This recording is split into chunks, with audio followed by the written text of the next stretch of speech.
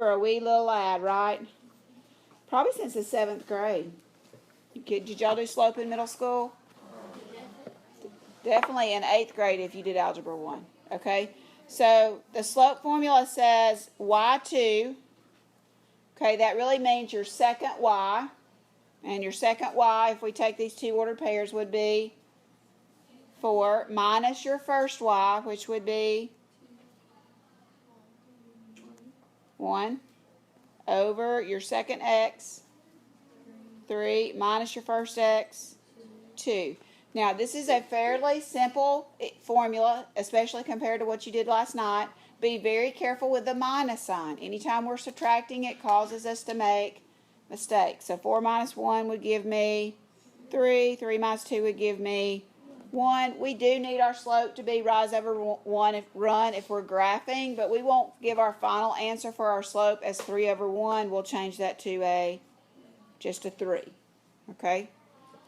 In example 2, our second y is 4 minus our first y is 3 over our second x, 2 minus our first x. Okay, so what happens when we subtract a negative 1? It changes to adding. So 2 minus a negative 1 changes to adding. My top simplifies to be 1, and my bottom simplifies to be 3.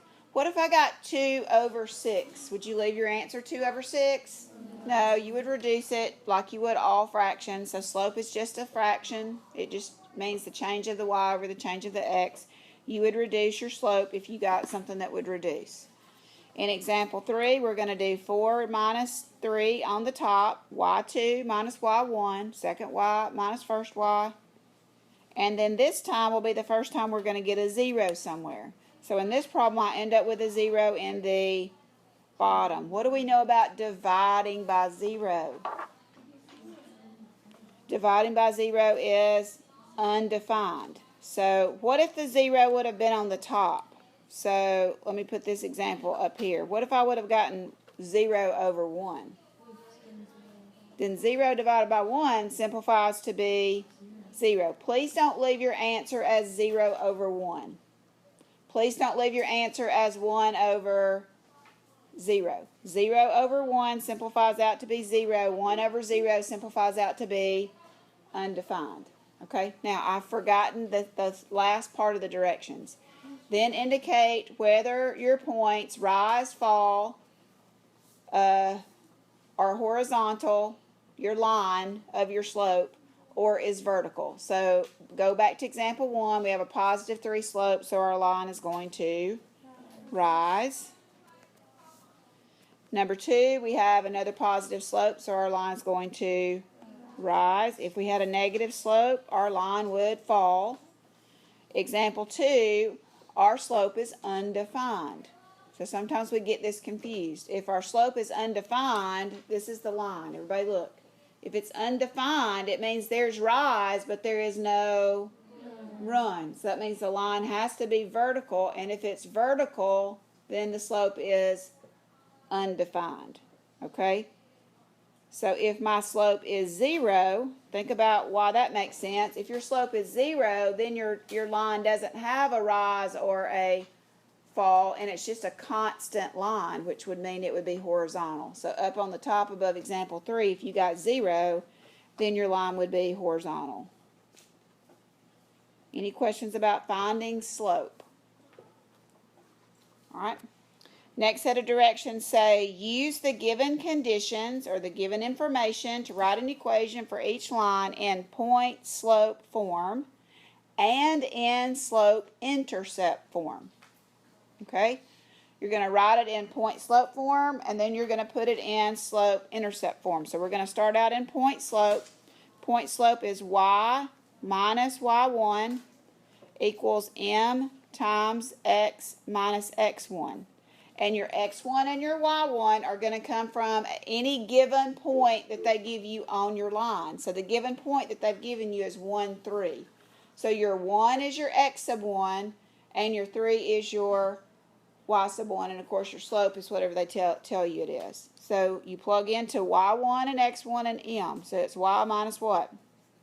3 is equal to m, your slope, which is 4 times parentheses x minus x1, which is 1. So a lot of times we're given some information, and we've got to take that information and actually come up with an equation. So right now, my equation is in what form? It's in point slope, so I'm going to circle it because it specifically said in the directions, write the equation of your line in point slope. Then it says put it in slope intercept. Well, slope intercept really means solved for y. Y equals mx plus b. So I've got to solve that equation for y, and I'm going to do that by distributing the slope. So I'll leave the y minus 3 there. I'll distribute the slope. And then to solve for y, I would add 3 to both sides. And then my equation would still be the same equation, it just would be in a different form. It would be in what we call slope-intercept. Slope-intercept is really more common than point slope. Point slope is something that we use to get started with, and then we usually turn point slope into slope-intercept, or sometimes we turn point slope into the general form. Point slope is usually what we get started with. Okay, it's the one that gets us started, and then we can turn it into different types of equations. They're still the same equations, they just look different. Still the same equations, but they just look different. Any questions about example 4?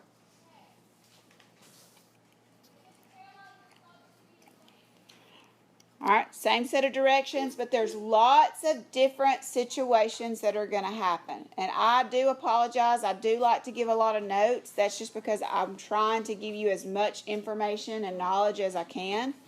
So we're going to do the same thing with different types of information. I picked number 5 because it had a bunch of negatives in it. And I wanted you to be really careful with negatives. So when we start to plug into point slope, we're going to do y minus what? Let's do this part in our head. Y minus negative 2, which is really going to turn into a y plus 2, is equal to our slope negative 5 times x minus negative 4, which is really x plus 4. Please do that part in your head. I think you're to that point in your education that when you subtract a negative, you know it's going to turn into a positive. So there's my answer in point slope. Then we're going to distribute the slope and solve for y, and then the equation will be in slope-intercept. So we're going to get y plus 2 equals negative 5x minus 20. And then what have I got to do to get that solved for y? Subtract the 2 or move the 2 over, whatever your brain thinks makes the most sense. And then we would have our equation in y equals negative 5x minus 22.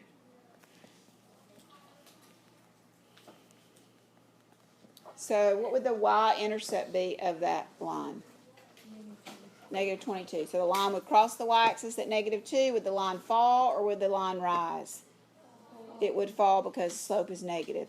Slope-intercept is just real. It's just, we can look at that. We can tell lots of things about the graphs. If we're in a multiple choice situation, we probably can eliminate 2 graphs because they may be rising, and we know that this graph of this equation has to be falling, all that kind of good stuff. All right, 6 is going to be a little bit more difficult because the slope is a fraction. So I'm going to let you try number 6 right now on your own. You try number 6 right now on your own. All right, so for a point slope, you got y plus 4 equals negative 3/5 times x minus 10. And what did y'all get for slope-intercept? Slope-intercept.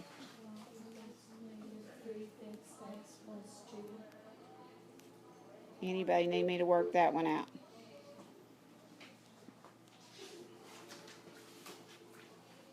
Good on that one? Okay, y'all aren't talking very much. So example 7, this time they want us to write a linear equation in point slope and slope-intercept. And this time they're not giving us the slope, but they are giving us 2 points that are on our line. Okay? Linear equations are driven by slope, and you have to either be given the slope to write a linear equation, or you've got to be given enough information to find the slope. So in example 7, they didn't give us the slope, but did they not give us 2 ordered pairs in which we can work the slope formula and find out what the slope is? So in example 7, you'll have to go out and find your slope.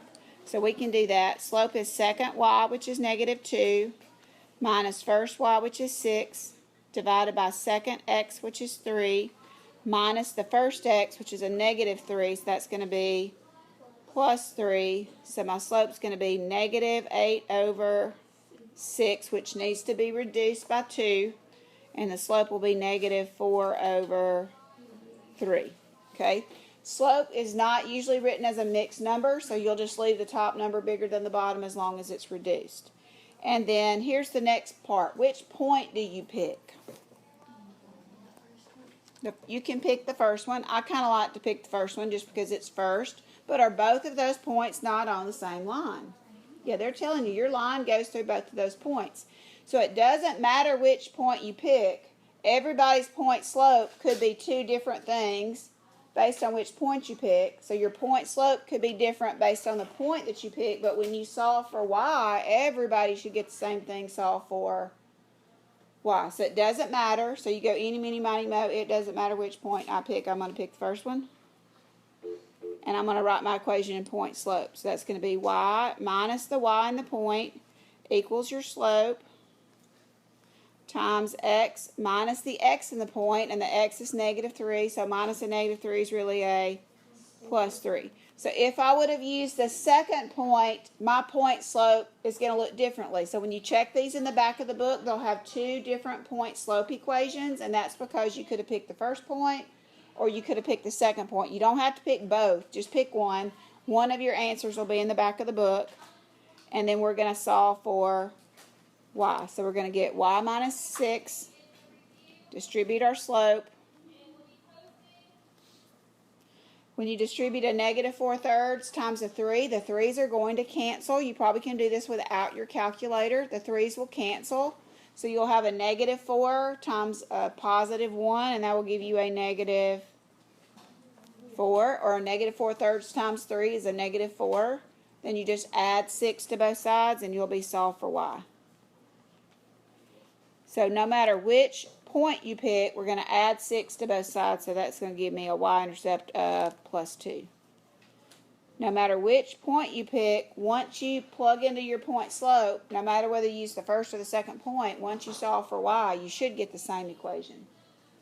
Okay, any questions about number 7? All right, number 8. They're giving you a point, which is good, and they're giving you the x-intercept. Well, what y'all need to understand is the x-intercept is just a really special point that is on the x-axis. So a lot of people go, I don't have 2 points. Well, if they give you a point and they give you the x-intercept, you do have a point. If the x-intercept is negative 1, that's just a very special point on the x-axis. And what would its ordered pair be? Negative 1, 0, because x-intercepts always have y values of 0. That's why they're on the x-axis. Every point on the x-axis has a y value of 0. So they really are giving you 2 ordered pairs, okay? They really are giving you 2 ordered pairs, and you would work this problem just like you would work example 7. We're not going to work this one out, okay? But do you understand? They're giving you 2 ordered pairs. So once you realize you have 2 ordered pairs, this problem is worked just like number 7. So I just kind of wanted to show you here. We don't need to work through another one because we worked through 7. Okay? So then you would work it just like example 7. And we'll just write just, we'll write example 7. Okay? Same thing with number 9. In number 9, they're giving you the x-intercept and the y-intercept. Well, that's really 2 ordered pairs. They're just really, really special points. So if the x-intercept is 4, what ordered pair does that represent? 4, 0. And if the y-intercept is negative 2, what point does that represent? 0, negative 2. Does everybody get that? So it may be that you're reading and you're going, they're giving me the intercepts. How am I supposed to find the equation if they're giving me the intercepts? Well, intercepts are special points. Okay, x-intercept, the y is 0. Y-intercept, the x is 0. And then once you have your 2 ordered pairs, then you would work the problem just like example 7. Okay, any questions about 8 or 9 since we did not work those out completely?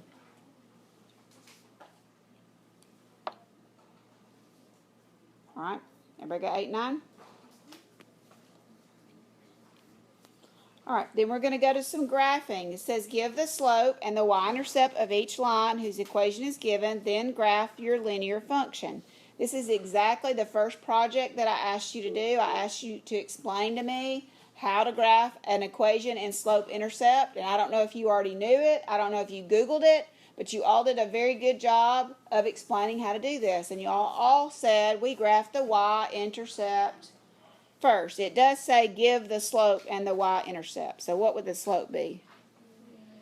3 over 1. Y'all told me that if the slope, several of y'all said if the slope's a whole number, you need to put it over 1 because you have to have a rise and a run.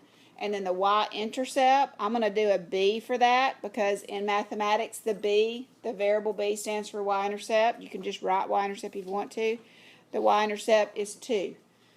So very quickly, most of you said, hey, we got to graph what first? We got to graph the y-intercept first. So you go up, okay? Be very careful. Some people think the y-intercept, and I don't think they really believe this. I think it's just something careless. They move left or right sometimes for the y-intercept. And remember, if this is where the graph crosses the y-axis, you have to move up or down. So the y-intercept always is on the y-axis, meaning you have to move up or down. Then your slope just generates more points on your line. So we would just go up 3 and over 1. Up 3 and over 1. We'll make my point a little bit smaller. Up 3 and over 1. Up 3 and over 1. It doesn't really matter how many points you have. You have to have at least 2 points to make a line. If we needed to go down into the third quadrant, we could go down 3 and over 1. Sometimes when we're trying to get lines to intersect, we've got to extend the line for whatever reason. I didn't mean to make that y-intercept so big. It looks like Rudolph's nose. I don't know why I did that. Okay? And you don't have to make all these points. We're just talking about slope here. So the great thing about a line or a linear equation is it has the same slope. At every 2 points you pick, rise over run simplifies down to be 3 or 3 over 1. It's not like a parabola. It's not like a shooting star. It's not a curve where the slope changes. There's consistent slope. Slope is also called rise over run. So in example 11, what is the slope? Negative 3 over 1. What is the y-intercept? 2. So really, I have exactly the same equation. And by the way, this equation is in function notation. That f of x means a y. Okay? If you're solved for f of x, you're solved for y, and you're in slope-intercept form. So this is exactly the same, except this line's not going to rise, it's going to fall. So you're going to go up 2 on the y-axis because positive 2 is your y-intercept. And several of you told me different things here. Several of you told me if the slope is negative, you wouldn't rise, you would fall. I was really interested in all the ways you described how to do the movement if the slope was positive or negative. So some of you said if the slope were negative, then you're going to go down and to the right. So you could go down 3 into the right 1, down 3 into the right 1. I like to teach that the line slants to the left if it's negative, and so you can go up 3 and to the left 1. That's another way that you could get a few points if you needed to. And then we would draw our line that has a y-intercept of 2 and a slope that's negative 3.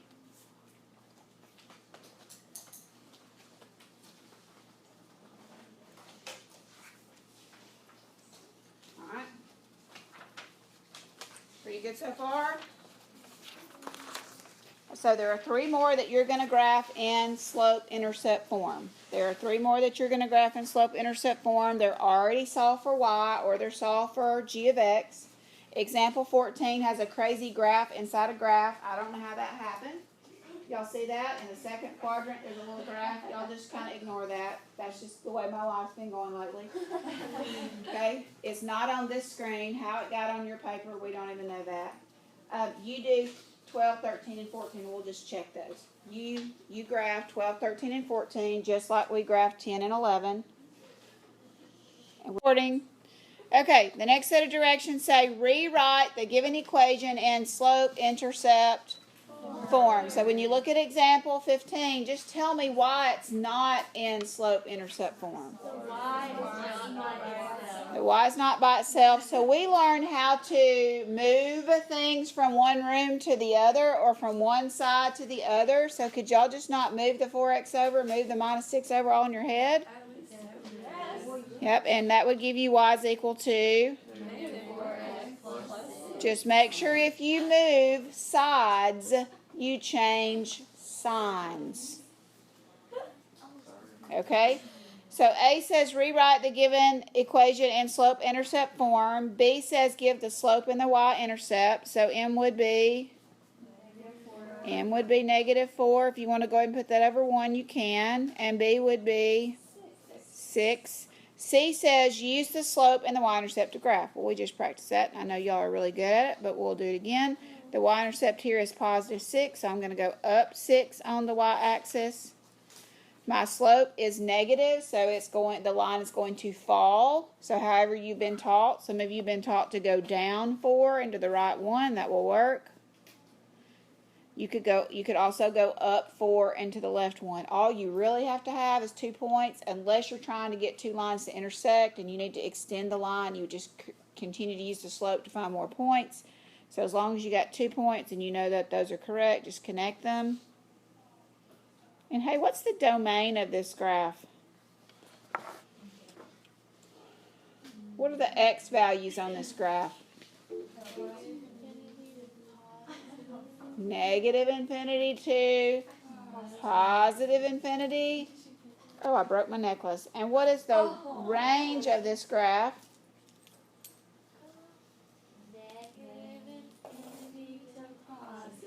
Negative infinity to positive infinity.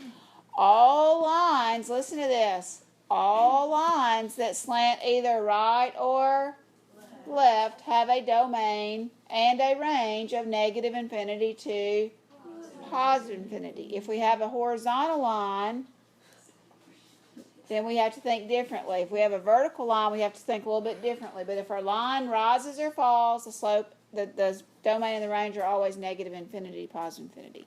All right, back to our regular scheduled program. Example 16. This problem is not in slope-intercept. So let's move everything over to the right-hand side except for the 6y. It has to stay on the left-hand side. So 6y is going to be equal to what? Negative 4x minus 12. Don't forget when you change sides, you have to change signs. And now we have to divide everything by 6. And this is where some of you fall out of the canoe, or you lose one of your oars, or this is where it gets just a little bit difficult. When you divide everything by 6, when you divide negative 4x by 6, you're going to have a fraction that you're going to need to reduce. So what would you get when you reduce negative 4x over 6? Negative 2/3 over x. And then negative 12 divided by 6 would be minus 2. Got a question for you. Can the y-intercept be a fraction or a decimal? Yes.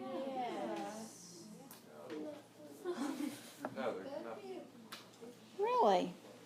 We couldn't cross the y-axis at a fraction or a decimal? Sure, a line could. Okay. Most of our situations, Ethan's going, well, we hadn't seen one yet. Why would you think that? Okay. We definitely could get a y-intercept that was a fraction or a decimal. That would just mean that we're not crossing the y-axis at a whole number. That's a possibility, so don't freak out if that happens. All right. I don't know. All right, so our y-intercept is going to be negative 2, so we're going to go down 2 on our y-axis, and then we are going to, we have a negative slope, so our line has to fall, so we can go down 2 and to the right 3. You could go up 2 and the left 3 if you want to, but we'll go down 2 and to the right 3, and then we'll graph our line. Why can't we connect these points and put arrows on the end of our graph? Because it just keeps going and going. And why does it just keep going and going and going? And you can plug in as many numbers as you want because Carson said it is an equation. So it just produces all kinds of points. That's why we get to connect our points and draw the arrows. Example 17 is special. Have you ever felt special before?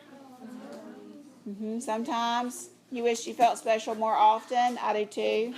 I wish my husband would send me flowers, but that doesn't happen. But he still loves me.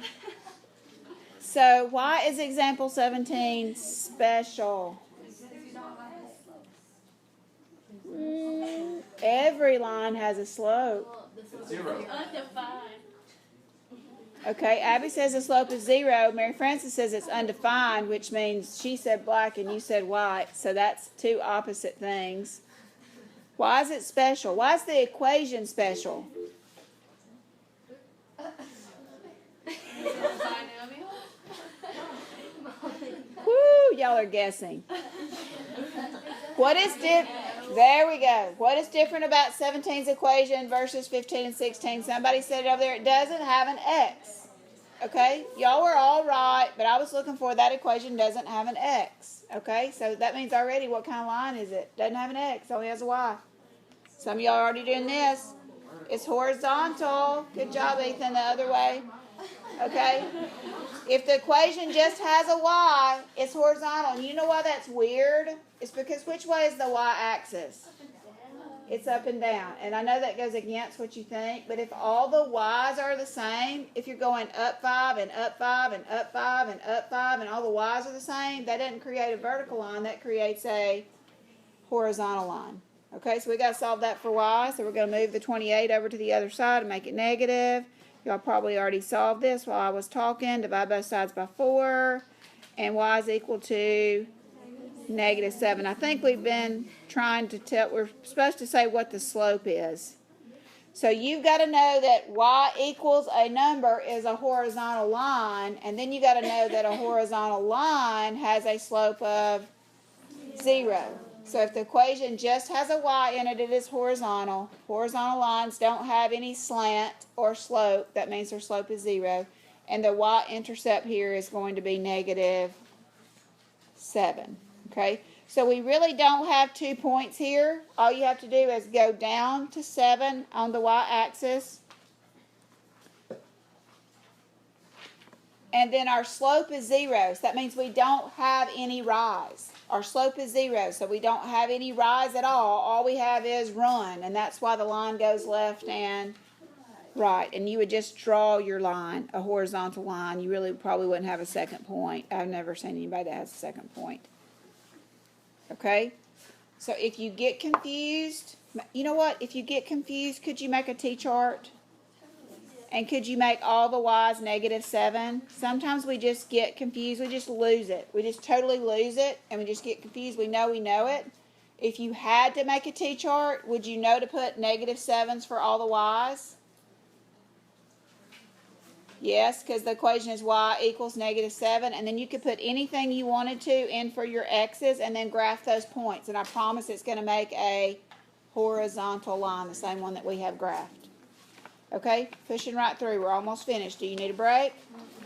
All right, last set of problems. Last set of problems are asking us to use the intercepts plural. Okay, so you have to know when it says intercepts plural, okay, it's like code for you have to find the x-intercept and you have to find the y-intercept. So if your directions say use intercepts plural to graph each equation, you have to find the x-intercept and you have to find the y-intercept. So tell me this, the x-intercept, what is always 0 in the x-intercept? The y. So I'm going to go ahead and set this up for you. Okay, I'm going to put a 0 there. And then when you go and find the y-intercept, what is always 0? The x. Okay, now we're just going to use algebra, and we're actually going to, for the x-intercept, we're going to go into our equation, and wherever we see a y, we're going to put in a 0. Now I'm here to tell you that if you multiply anything times 0, it's going to go away. So y'all are Honors Algebra 2 students. If I put a 0 in for x, the 6x is going to go away, and you're going to be left with... No, you're not. It's going to go away. No.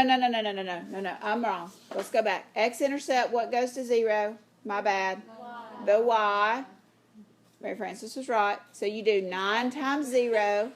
The 9 goes away. And then you're left with 6x minus 18 is equal to 0. Sorry about that. Okay? So in other words, when the y goes to 0, the y term goes away. And you can actually do that little short step there, and then you're just going to solve for x.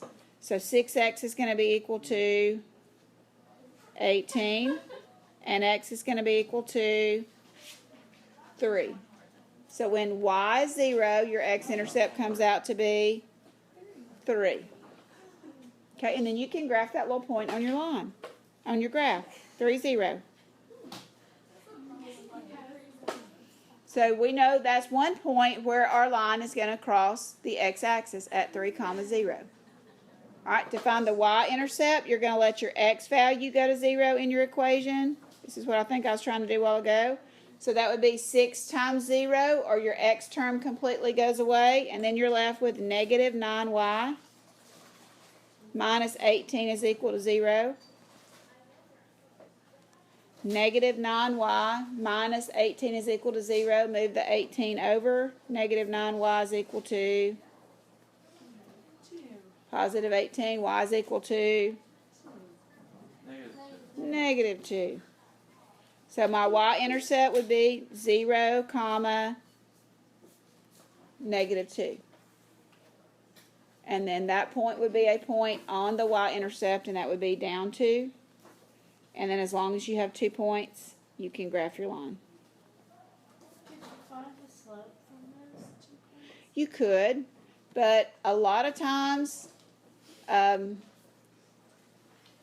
if you understand what we're doing for these, you can actually, when you're finding the x-intercept, you can just solve for y, drop the x, solve for x-intercept, drop the y, solve for x.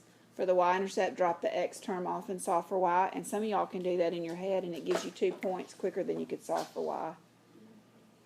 So sometimes you could start to learn to do this process. All right, last. Could you just count it on your graph? Absolutely. But if we already have the line, why do we need the slope? There you go. Okay. All right, so example 19. So you just give me the equation that's going to give us the x-intercept. 6x equals negative. Okay, so one of you's one step ahead of the other. So the equation to find the x-intercept means the y goes away because the y goes to 0. You have 6x plus 15 equals 0, or 6x equals negative 15. You're going to get a decimal here. So it's okay to have a decimal when you're graphing. Negative 2.5. Negative 2.5. Think that was overreaction on that sneeze that we just heard in the hall. If you want to write this as an ordered pair, you definitely can, but a lot of times they'll just say, hey, the x-intercept is negative 2.5, and you're just supposed to know to go to the left 2.5 and plot a point. If you want to write an ordered pair, you can. I'm not. So we're going to go to the left 2.5. We'll have a point right there in between negative 2 and negative 3. And then we're going to find the y-intercept really quick. To find the y-intercept, the x goes to 0, and I'm left with the equation negative 3y plus 15 is equal to 0. And then I just solve for y. And what's the y-intercept come out to be? Positive 5. So just go to the y-axis. It's a positive 5, so I'm going up. That gives me my second point. And I graph my line using the x and the y-intercepts. So there's different ways to graph lines. Sometimes the intercepts can be quick to do. You can do those in your head. You also need to understand why the x-intercept has a y value of 0 and why the y-intercept has an x value of 0.